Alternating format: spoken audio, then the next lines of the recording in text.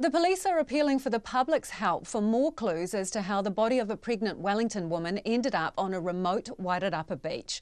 They're asking for any CCTV footage from the Wellington suburb of Kandala, where Sonam Shalar lived, and to look out for anything that she might have been wearing or carrying at the time she went missing. The police say they're determined to give the family the answers they need. Laura Dooney has been to the remote Wairarapa beach where her body was found on Wednesday. Local iwi have been to bless where Mrs Shalar's body was found and have placed a rahui on the area until next Friday.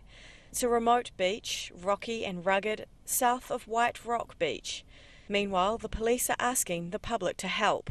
Detective Senior Sergeant Warwick McKee, who's leading the inquiry, says they've been given CCTV footage from businesses and local residents, but they need more.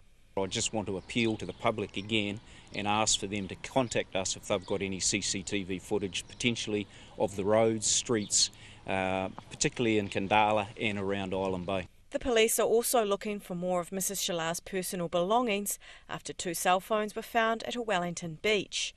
They're being examined by police to try to find out more about the events leading to her death. Warwick McKee says the find of the phones on Saturday was just a chance. A couple of young chaps that were at the beach on Saturday found the items, the 2 cell phones in the water. We're working through forensic analysis on those cell phones to determine polling and call data. The isolated beach where Mrs Shalar's body was discovered is just a few kilometres away from White Rock Station. The manager of the farm, David Mills, says he was working in the cattle yards when surfers approached him. And they just said to me that they found a body on the beach and what should they do because there's no cell phone coverage. So I said to one of my shepherds, you go and make them a cup of tea and I'll go and ring the police. I rang the police and they responded straight away and arrived out here.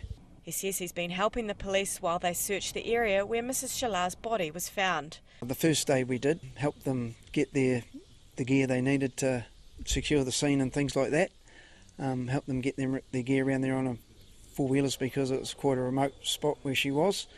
And then just they had to use our phone because there's no cell phone coverage anywhere along the coast here, and so they just used this house here as a base really to just communicate with the other police and whatever they had to do. The police have also been canvassing the leafy suburb of Kandala, where she lived with her husband and flatmates.